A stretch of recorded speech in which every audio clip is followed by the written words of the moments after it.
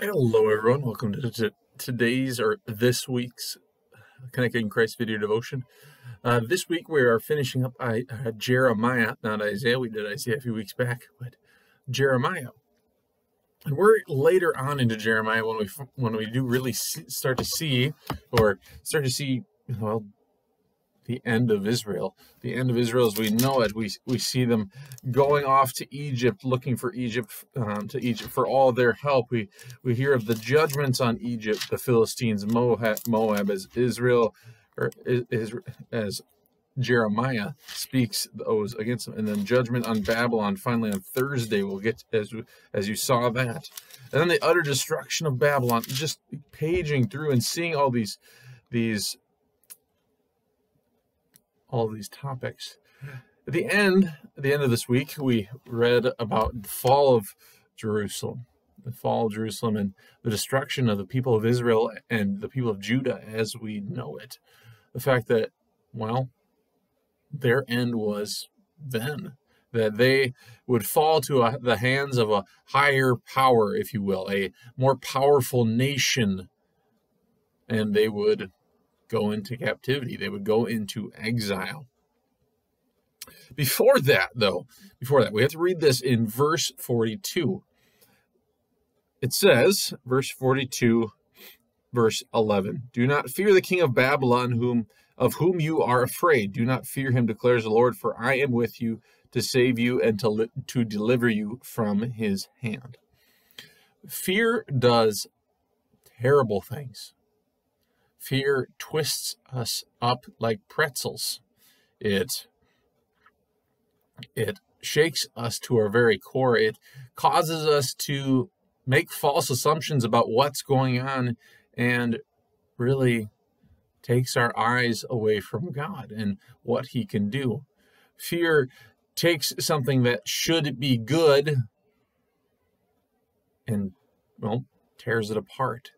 Takes a relationship that is a blessing, and maybe the fear of hurting someone's feelings or the fear of losing somebody, we refused to say something, and rather we hold these things inside us, and at a certain point maybe they boil over and cause a greater rift in a relationship in general. Nevertheless, fear is, well, bad. Not trusting in the Lord and what he can do. Matter of fact, that's one of the biggest commandments, most frequently cited phrases in the Bible.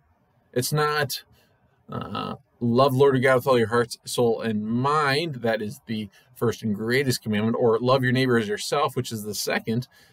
But the most frequently cited, the most frequently spoken is do not be afraid. Do not be afraid. Have no fear. And this is spoken throughout the Bible, throughout the Old Testament and the New Testament, as the various struggles and frailties of people experiencing their own humanity before God and the issues they deal with in life. He says, do not be afraid. Just as he does for the people of Israel, the people of Judah, through Jeremiah, he says, do not be afraid of this king of Babylon, this king who is going to pull you from your home. He's going to destroy everything you come to know and love. Do not be afraid, declares the Lord, for I am with you to save you and to deliver you from his hand. And he has made that known in Jesus, of whom we have no fear, and of whom casts out our fear because of his perfect love for us. It's in Christ that he rescues you from every plot and plan of the devil, the world, and your sinful flesh. He rescues you and redeems you as one of his own children. So do not be afraid. Though the struggles of the world, though the struggles of life may be, well, high, do not be afraid. Trust in the Lord, for he will deliver you. God's blessing on the rest of your week.